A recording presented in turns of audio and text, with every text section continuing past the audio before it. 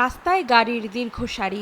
Israel হিজবুল্লাহর মধ্যে যুদ্ধবিরতি কার্যকরের পর অবশেষে ঘরে ফিরতে শুরু করেছেন লেবাননের বাসিন্দারা। কংক্রিটের ধ্বংসস্তূপের মধ্যে আশ্রয়ের শেষ চিহ্নটুকু খুঁজে পেতে আশায় বুক বাঁধছেন অনেকেই।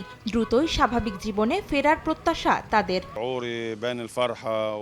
অনেক কষ্টের মধ্যে ছিলাম, বিশেষ করে মানসিকভাবে যন্ত্রণা ভোগ করতে হয়েছে। এখন ভালো লাগছে, আমরা জয়ী হয়েছি, এতেই খুশি।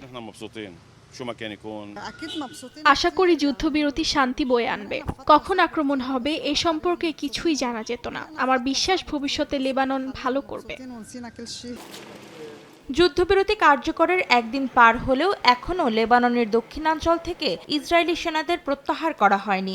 আকাশপথে চলছে নিয়মিত টহল। এমনকি ওই অঞ্চলের 10টি গ্রামের বাসিন্দাদের না ফেরার জন্য সতর্কতা জারি করেছে ইসরায়েল। বৃহস্পতিবার স্থানীয় সময় সকাল পর্যন্ত জারি করা হয় কারফিউ। নিয়ম অমান্য করে এসব এলাকায় ঢুকে পড়লে বাসিন্দাদের চরম মূল্য দিতে হবে বলেও হুঁশিয়ারি দেয়া হয়।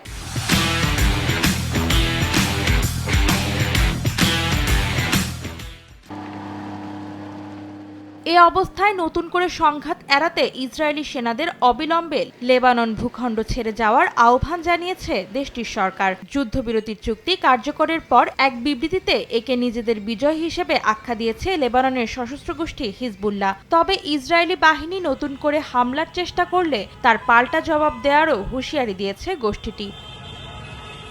অন্তরা সেন, সময় সংবাদ।